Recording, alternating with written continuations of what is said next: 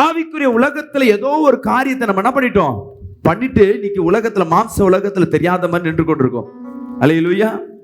பக்கத்துல இருக்கும் பையில இருக்கிற காசை எடுத்துட்டு நீ தெரியாம உட்கார்ந்தா தெரியாம இருக்கும். இது என்ன உலகம்?